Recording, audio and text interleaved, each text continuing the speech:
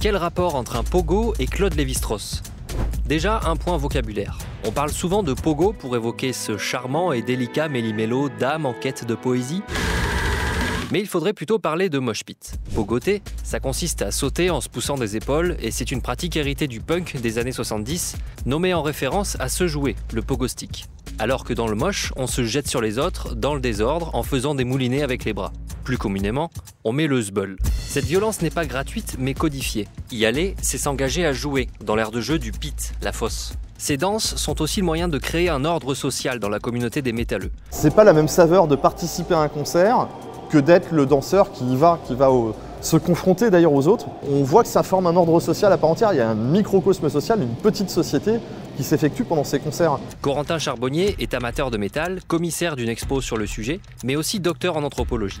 De ce point de vue, il explique que la blessure n'y est pas un but, mais un risque et une sorte de certificat charnel d'appartenance à la communauté, un peu comme un tatouage arboré comme un fait d'armes. Participer au mosh pit, ce serait donc un rite de passage. D'un point de vue anthropologique, ce qui va devenir intéressant en fait dans ces pratiques de danse, c'est que déjà on retrouve plein de danses primitives. On avait des rites pour devenir chef ou pour acquérir une position sociale dans un groupe, on les retrouve dans le métal. La violence sert à assainir le lien social et renforcer la cohésion d'un groupe, comme ceux des sociétés primitives polynésiennes étudiées par Claude Lévi-Strauss. Dans certaines sociétés, je pense en ce moment à des exemples polynésiens, lorsqu'une décision importante doit être prise, la veille ou l'avant-veille, on organise une sorte de combat rituel, au cours duquel toutes les vieilles rancunes sont liquidées. Un combat simulé, certes très masculin, qui comporte aussi une éthique collective de la responsabilité. Lorsque quelqu'un tombe, on lui tend la main pour le relever.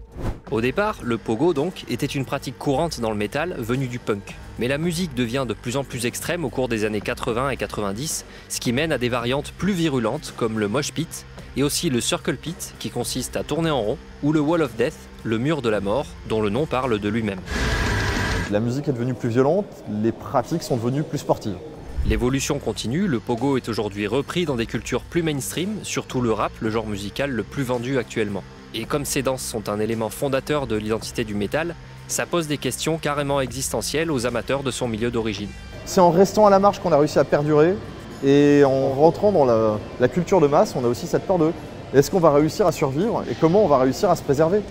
Pour en savoir plus sur le métal, direction cette expo.